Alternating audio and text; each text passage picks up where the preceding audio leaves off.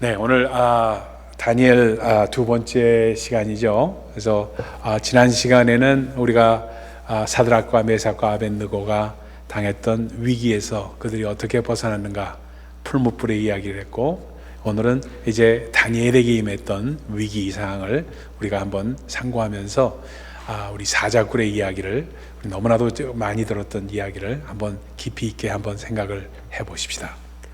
여러분 잘 아시다시피 다니엘서를 쭉 12장까지 있죠. 다니엘서는 12장까지 있는데, 다니엘서를 쭉 읽다 보니까 어떤 작품이라고 작품이죠. 작품을 이 생각이 나냐면, 여러분 김성일 장로님께서 쓰신 제국과 천국이라는 소설책이 있습니다. 여러분들 보셨죠? 읽어보신 분들 계시죠?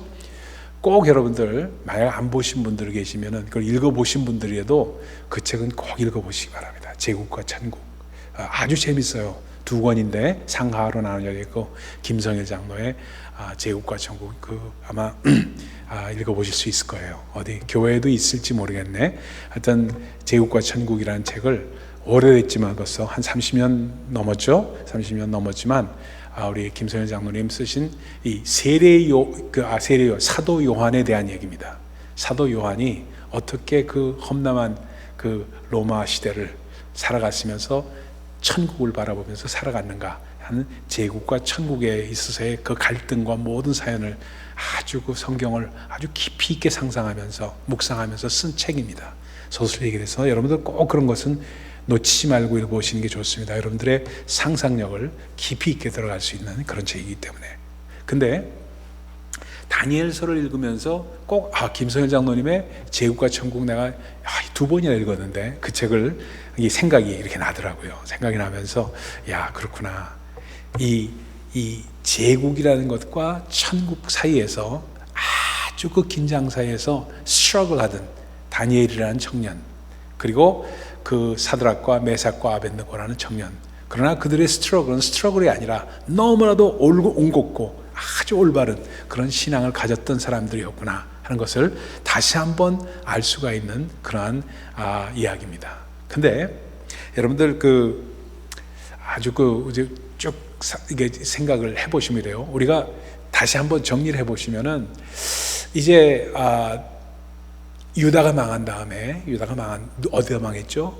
바벨론에 망했죠. 바벨론에 망한 다음에 다 어디 끌려갑니다. 바벨론으로 포로를 끌려갔는데 그 중에서 아주 꽃미남 같은 청년들을 발탁을 합니다. 환관들이 발탁을 해요. 왕을 섬길 수 있도록 내시죠. 말하자면 우리말로 하면 내시죠. 내시 역할을 할 수 있는 그런 꽃미남 같은 그 유대 출신의 청년들을 발탁하는데, 네 사람을 발탁을 합니다. 그래서 다니엘과 사드락과 메삭과 아벳느고. 근데 사드락과 메삭과 아벳느고는 벌써 그 바벨론식의 이름을 지었던 것이었고, 유대식 이름도 있죠. 하지만 다니엘은 유대식의 이름이었고, 그의 바벨론식의 이름은 벨드사살이었습니다. 벨드사살. 환관장이 아무래도 지어주지 않았는가 하는 그것을 우리가 금방 알 수 있죠. 그래서 이 벨드사살이라는 이 다니엘, 그는 제가 이렇게 볼 때 누구와 같은 사람이냐, 꼭 비견해서 본다면 꼭 헨리 키신저 같은 사람이야. 헨리 키신저 같은 사람이에요. 그래서 키신저하고 다니엘을 이렇게 비교해서 우리 꼭 생각을 할 수는 없죠. 그의 신앙 이런 걸 갖고 얘기하는 게 아니라, 그가 얼마나 많은 미국의 대통령들을 밑에서 외무장관이나 외교정책을 수립하는데 얼마나 굉장히 관여를 했는가, 이런 각도에서 헨리 키신저 같은 사람이었다라고 말씀을 드리는 겁니다. 그만큼 그는 제국과 천국 사이에서 그 갈등을, 이 바벨론이라는 엄청난 나라, 지금 현대로 보면 미국이라는 나라입니다. 그렇죠? 현대적으로 보면 미국이라는 나라예요.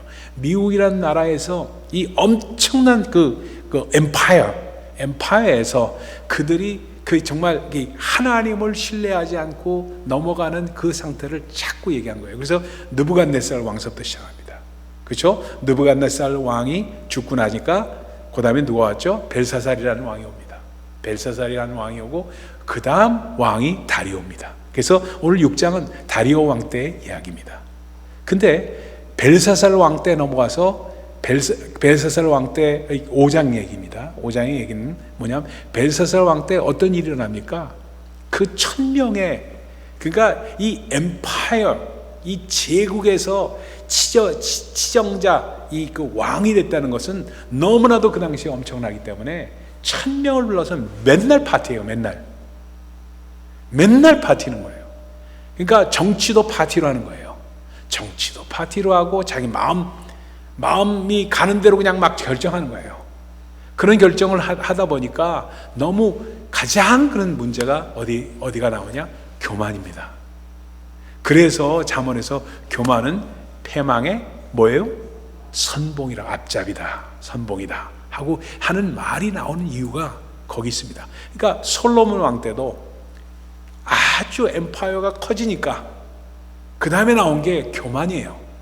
교만은 패망의 앞잡이요 선봉이다 하는 말을 계속해서 잠언에서 이야기하는 것이 정말로 우리가 얼마나 들어야 될 그 말인지 이름 알을 수가 없는 거예요. 그래서 다니엘이 벨사살 왕 때 1000명이라는 사람들을 불러가지고 거기서 그 파티를 하니까 갑자기 사람 손가락이 나타나잖아요. 사람 손가락이 나타나가지고 벽에다가 글을 쓰죠. 뭐라고 써요? 메네 그다음에 뭐지? 예? 대갈 메네 대갈 우바르신 이렇게 써요. 메네 대갈 우바르신. 대갈이라서 좀 어감이 안 좋습니다만 하여튼 그래요. 메네 대갈 우바르신. 근데 우바르신은 사실은 그 원문적으로 보면 우바르신이 그 원문으로 보면 우바르신이라고 표현하지만 영어로에는 바르신이라고 나옵니다. 파르신이 거기서 나온 게 파르신이에요, 사실은요. 하여튼 어쨌건 간에 그 메네 우바르신 하고 여기서 벽에다 쓰니까 너무너무 깜짝 놀란 거예요. 파티 선상에서. 그러니까 그냥 이게 어떻게 된 거냐 해가지고 하여튼 바벨론에 있는 무슨 학사 무슨 뭐 점치는 사람 뭐 하는 사람 없어요. 전부 다 불러가지고 이게 해석해라. 그러니까 아무도 보지 못하니까 근심 너무나도 근심이 되고 이 성경이 참 재밌어요. 너무나도 근심이 되고 무서우니까 어떻게 되냐 다리가 후들후들 떨렸다는 거예요. 무릎과 무릎이 맞닿고 그리고 후들후들 give way 이렇게 써있어요. 영어로 표현하는 give way, two legs give way 이렇게 번역을 해놨더라고요. 그러니까 그럴 정도로 그냥 부들부들 떠는 거예요. 그러니까 그러고 있는 번민하는 모습을 보니까 왕비가 아니 그렇지 않고 정말 이 전대 왕서부터 정말 이 바벨론에 어떤 일이 났을 때 뭐 환상을 보거나 할 때 항상 불렀던 사람이 있지 않습니까? 그래서 그 신의 영이 있는 그 사람 불러다가 물어보십시오. 그러면 그 해석을 할 겁니다 하고 이야기를 해줍니다. 그래서 나타난 사람이 바로 다니엘이었어요. 그래서 다니엘이 그걸 해석합니다. 메네 대갈 우바르신. 그래서 왕은 이걸로 말미암아 당신의 교만이 바로 다했습니다. 그래서 이 바벨론 나라는 이것으로 운명이 다하고 바벨론이 나뉘어질 겁니다. 그래서 메대와 바사로 나뉘어질 겁니다 하는 얘기로 파르사 그래서 우바르신이라는 것은 나뉘어진다는 그 뜻으로서 나온 말입니다. 그래서 그 얘기를 하면서 거기서 그냥 그 대우를 받게 되죠. 그러니까 제가 생각할 땐 그래요. 다니엘서를 해서 보면서 놓치지 말아야 될 게 있습니다. 1장서부터 6장까지는 그들이 얼마만 굳센 신앙으로 정말로 하나님을 섬겼냐, 제국과 천국 사이에서 천국을 택하는 사람이 되는가, 이걸 보여주고 있어요. 7장서부터 12장까지는 다니엘이 가졌던 모든 환상들, 깊이 있는 것들, 이런 것들을 쭉 얘기하는데 이게 언제 때냐? 벨사살 왕 때입니다. 벨사살 왕 때 그는 많은 그 수많은 하나님으로부터 받은 영감과 환상과 이런 것들을 계속해서 7장서부터 8장, 9장까지 적어놓고 있습니다. 그러다 보니까 저는 그게 뭐예요? 그러니까 느부갓네살 왕 때 발탁을 받았지만 벨사살 왕 때 발탁을 받지 못하고 우거하고 있던 그였을 겁니다. 그런데 그는 항상 그러면서도 조금도 위축되지 않고 정말 하나님과의 교제를 했다는 거예요. 저는 그 점을 봤기 때문에 참 마음 가운데 감동이 있었어요. 그러니까 그때 그의 다니엘의 나이가 아마 70대 초반. 성경학자들이 얘기할 때, 왜냐하면 그 연대기를 볼 때 그 정도 되지 않았는가 하는 생각을 해요. 그러니까 영적으로 봐서는 60대에서 70대가 아마 제일, 70대가 70 몇 살이 넘어가면 그 다음부터는 좀 흐려지기 시작하지만 70대 초반까지, 60대 초반에서 70대 초반까지가 가장 영적으로는 풍성하지 않았는가. 다니엘의 예를 봐서 그걸 이제 마음 가운데 그렇게 됩니다. 그래서 그 전까지는 그걸 쌓았던 거예요. 그러면서 하나님의 신비한 것들을 보고 자꾸 했던 그 다니엘의 모습이 거기서 나왔던 것을 볼 수가 있습니다. 그러면서 오늘 본문 6장으로 넘어온 거예요. 본문 6장으로. 그래서 6장으로 넘어와서 여기 보세요. 어떻게 되냐면 다니엘이 그렇게 그 놀라운 뭐예요? 메네메네 대갈 우바르신 그것까지도 해석하고 했던 그러한 사람이기 때문에 그걸 다 알고 있던 다리오 왕이 어떻게 합니까? 메대 왕입니다. 이전까지는 바벨론이었고 5장까지는, 이제는 6장서부터는 메대와 바사가 나뉘어져서 다리오는 메대의 왕이었고, 여러분 우리가 잘 아는 대로 바사의 왕 가운데 우리 칙령을 발표한 것들, 그러니까 메대와 바사는 항상 이렇게 충돌 가운데 있었어요. 약간 충돌하면서 서로 형제 국가이면서 이렇게 같이 이렇게 메대와 바사를 다리오 왕은 같이 영향력을 행사하면서 있으면서 조공을 바사가 바치고 있던 입장에다가 나중에 바사가 더 커지는 그런 역사가 일어납니다. 바사는 지금의 이란입니다. 그리고 메대는 이란의 고원지대로 해서 이락 쪽으로 넘어갑니다. 그렇게 보시면 거의 확실하게 이제 그림이 그려질 거예요. 지금 상황이 그렇습니다. 그래서 이 다리오 왕 때는 메대와 바사 양쪽에 영향력을 행사하고 있었다. 그러한 입장에서 이 다니엘을 아주 중요합니다. 그래서 1200명의 방백들을, 워낙 나라가 크니까 1200명의 방백을 마련하고 각 지방 가버너를 마련한 거예요. 가버너를 둔 거예요. 120명이죠. 죄송합니다. 120명, 1200명이 아닙니다. 120명을 세우고 가버너를 둔 거예요. 가버너를 두고 그 사람들을 치리할 수 있는 수상을, 프라임 미니스터를 3명을 둡니다. 3명을. 그 중에서 first prime minister, second prime minister 뭐 이렇게 해가지고 이렇게 3명을 이렇게 두는데, 그래서 프라임 미니스터 중에서 으뜸인 사람을 다니엘을 지정한 거예요. 그러니까 메대 사람들은 아주 기분 나쁜 거라. 아니 이 사람은 who is he? He's just Jew. Why? 이러한 아주 시기와 질투가 많이 있었다는 겁니다. 여러분 우리도 그렇잖아요. 높은 자리 올라가면 올라갈수록 우리 코리안 아메리칸으로서 우리가 또 생각해 봐야 될 게 있어요. 저도 이렇게 높은 자리에 올라간다는 거는 참 어폐가 있는 얘기지만 감리 교단에서 높은 지위로 올라갈 뻔했어요. 사실 그러다가 저절로 낙마하고 말았지만 올라갈 뻔하는 그런 입장에서 있다가, 근데 올라가면 올라갈수록 뭐냐면요, 견제가 얼마나 심한지 몰라요. 그러니까 종교단체에서도 그러니 일반 회사나 정부기관에서 얼마나 많을까, 얼마나 심할까, 그렇잖아요. 그래서 그 심했던 시기와 질투를 받았던 그였습니다. 시기와 질투를 받으면서 얘를 어떻게 잡아뜨릴까, 어떻게 얘를 넘어뜨릴까 하면서 궁리궁리하니까 아무것도 흠이 없어. 그러니까 벨사살 왕 때 이름이 벨사살과 벨트사발입니다. 벨사살 왕이었고 그 다니엘의 이름은 벨드사살이에요. 벨사살은 무슨 뜻이냐면은 왕이 벨이라는 신이, 바벨론의 신입니다. 벨이 왕을 지키리라는 이름이 벨사살입니다. 근데 벨드사살은 벨이 왕을 지키지 않을 것이라는 그런 뜻이 아니고 드가 들어가기 때문에 무슨 뜻이냐면 그가 생명을 지키리라. 이런 뜻입니다. 조금 의미가 달라집니다. 그러니까 하여튼 이름이 거의 비슷했던 그였습니다. 그러다 보니까 그런 생각을 하면서 그를 넘어뜨리려고 보니까 벨사살 왕 때는 그의 생명을 유지하면서 아무 직책을 받지 않았던 그이기 때문에 누구도 시기할 사람이 없었어.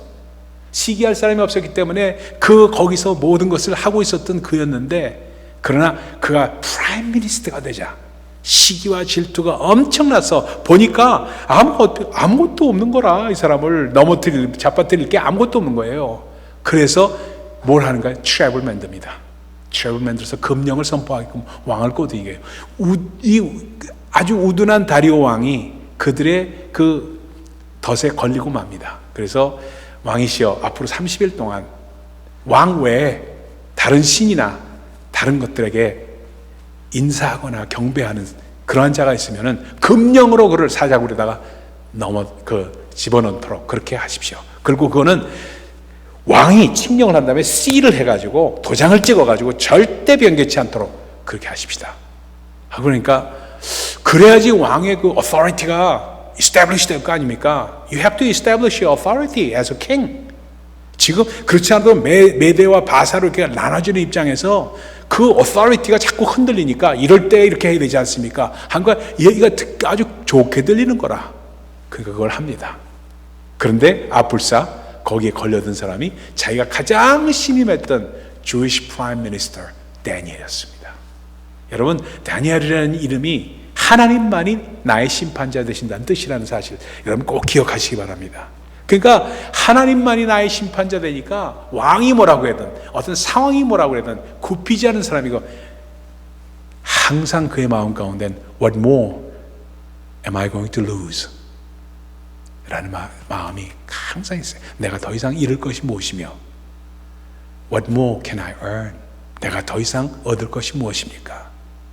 내 마음은 자족함으로 넘쳐 있었다 하는 것이 다니엘의 신앙이었습니다.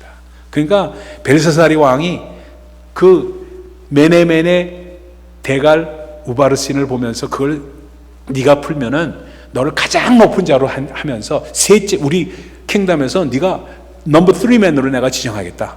그러면서 금사슬로 너는 모든 트레저를 너한테 주겠다 하는 약속을 하는데, 왕이시여 나는 그런 것이 필요 없습니다 하고 상했던 거였습니다. 그러니까 이 다른 것에 어떤 욕심이 없어지는 그 나이가, 그래서 제가 보기엔 70대가 아닌가 하는 생각을 할 수밖에 없게 돼 있다. 그러다 보니까 그가 그렇게 하면서 하나님만이 나의 심판자가 되십니다 하고 얘기를 합니다. 근데 그가 다니엘의 이 사자굴 사건 그 자체로서 우리에게 주는 교훈이 뭐냐? 오늘 참 서론이 너무 길었는데 이제부터 본론입니다. 이 세 가지만 우리가 지적을 하고 넘어가겠습니다. 뭐냐면 첫 번째는요, 다니엘의 신앙의 길에 항상 유혹과 시련이 있었다는 사실입니다. 항상 유혹과 시련이 있었다는 사실이에요. 그래서 정말로 그 유혹과 시련이 있어서 그의 신앙을 저울질하는 큰 시험이 있었다는 겁니다. 그렇죠? 시기와 질투가 있으면 여러분, 우리에게도 이건 뭘 우리에게 상징하느냐? 우리의 신앙생활에도 항상 시기와 질투와 시련이 있을 수밖에 없습니다. 이 세상이 그래요. 이 세상에서 살면은 어차피 우리는 템테이션이 있고, 어차피 우리는 트라이얼이 있고, 어차피 우리는 그러한 어려움이 있을 수밖에 없다. 그래서 그러한 정말 금령을 내렸던, 잘못된 금령을 내렸던 다리오 왕, 누구를 사용했던 것이 간에 넘어뜨리려고 하는 그런 것이 있었다는 것을 꼭 기억을 하시고, 오늘날에도 무서운 시련과 어려움이 있을 수가 있다. 여러분, 우리에게 왔던 시련, 우리에게 온 시련이 뭡니까? 지금 코로나 바이러스 같은 이런 것도 얼마나 우리에게 큰 시련입니까? 그렇죠? 근데 우리가 신앙을 온전하게 지켜낼 수 있느냐 없느냐 하는 문제에 있어서 우리가 깊게 생각해야 됩니다. 깊게 생각해야 돼요. 적어도 이 자리에 계신 분들, 적어도 여러분들은 정말 신앙을 깊이 있게 좀 생각을 하고 우리 마음 가운데 받아들이는 자세가 돼야 되지 않느냐는 겁니다. 그래서 이 다니엘이 했던 그 신앙 자체에서 그냥 다니엘은 그런 사람이었구나, 참 좋다, 이 정도가 끝나지 않고, 나에게 그런 일이 있었다면 과연 내가 그 모든 시련을 이겨내면서 다니엘과 같은 올곧은 신앙을 가질 수 있었을까? 적용을 할 수 있어야 됩니다. 그걸 우리가 도전으로 받아들여야 된다. 그래서 가장 그가 조금도 굴하지 않았던 것이 뭐냐? 하루에 3번 하나님 앞에 창을 열고 예루살렘을 바라보면서 기도했던 사실입니다.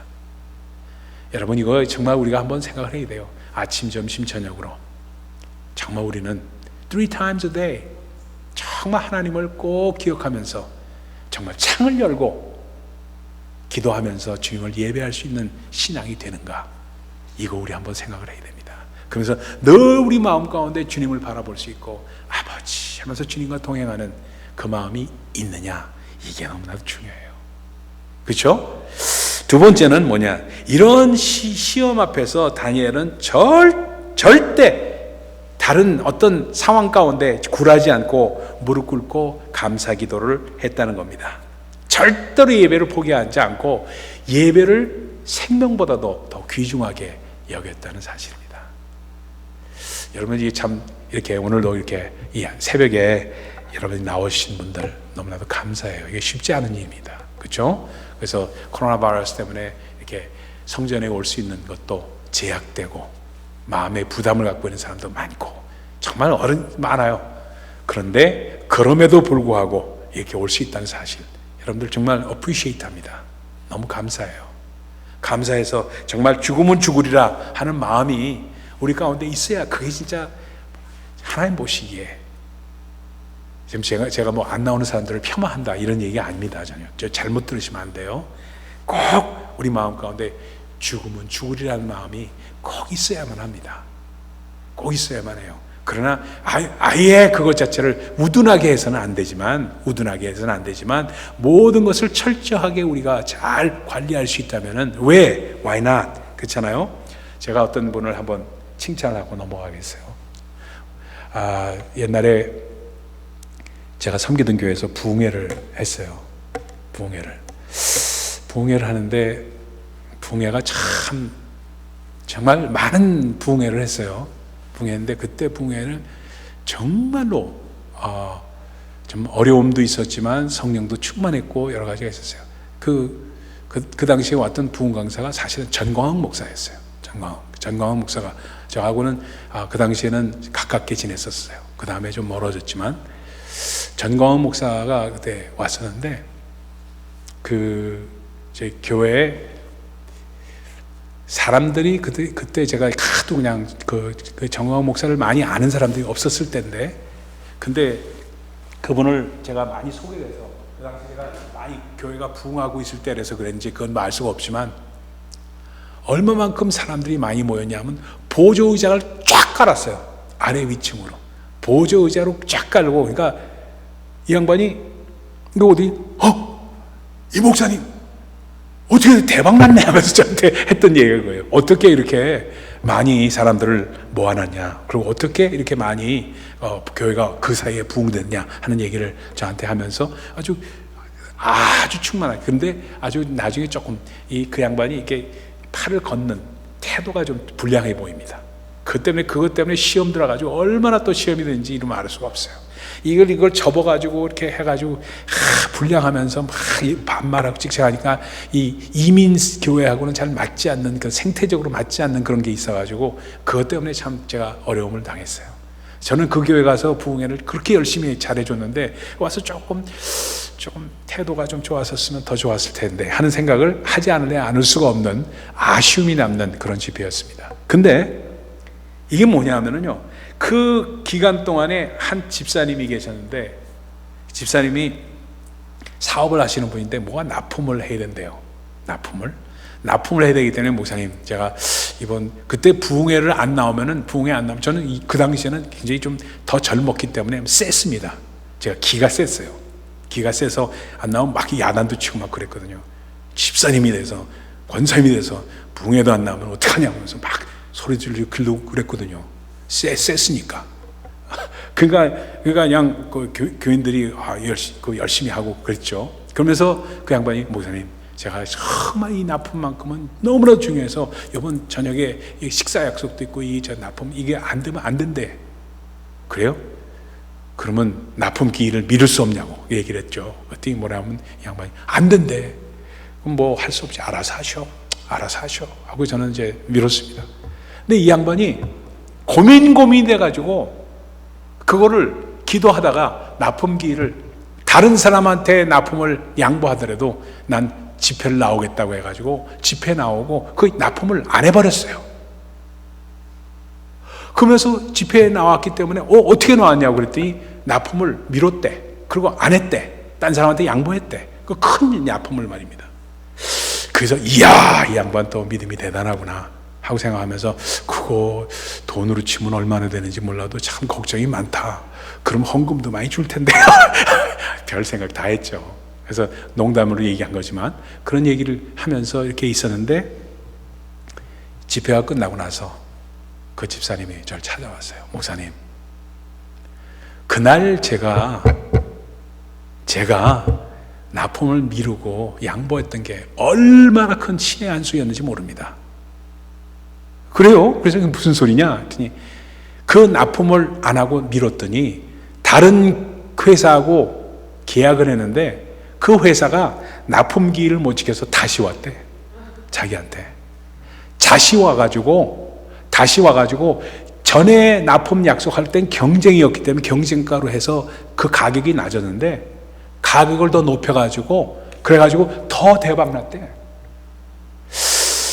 그 사건을 보면서 저는 참 마음 가운데 큰 감동이 있었습니다. 아직 잊지 못하는 사건이에요. 뭐냐면 뭔가 타협하지 않고 뭔가 하나 정한 거를 하려고 했을 때 하나님께서 그거를 말입니다 지켜주시고 하나님께서 그것을 정말 그 사람을 리스펙트 하시고 그것을 인도하셨다는 것을 제 마음 가운데 이렇게 다가오면서 그때는 정말 교인들이 많았다 보니까 이런 분 저런 분들 많이 있다 보니까 그런 사건이 있었습니다. 그래서 여러분들 다니엘의 이 신앙은 바로 그런 신앙이었다. 어떤 상황에도 굴하지 않고 하루 3번 기도하는 것, 창문을 열고 기도하는 것, 그래서 기도하는 것을 예배드리는 것을 굴하지 않았던 그의 모습입니다. 3번째 마지막입니다. 사자굴에 던져지죠. 그때 이제 우리 다시 읽지 않겠습니다만 하나님께서 구원하시는 모습이 나옵니다. 그래서 왕이 심히 근심을 합니다. 왜 마음 가운데 심히 근심을 했을까? 벨사살 왕, 자기 아버지 왕 때, 자기 아버지 왕 아닙니다. 벨사살은 아버지가 아니에요. 다리오는 그 옆에 있던, 그때 벨사살이 죽었을 때 옆에 있던 어떤 한 사람이었는데 그게 왕이 됐어요.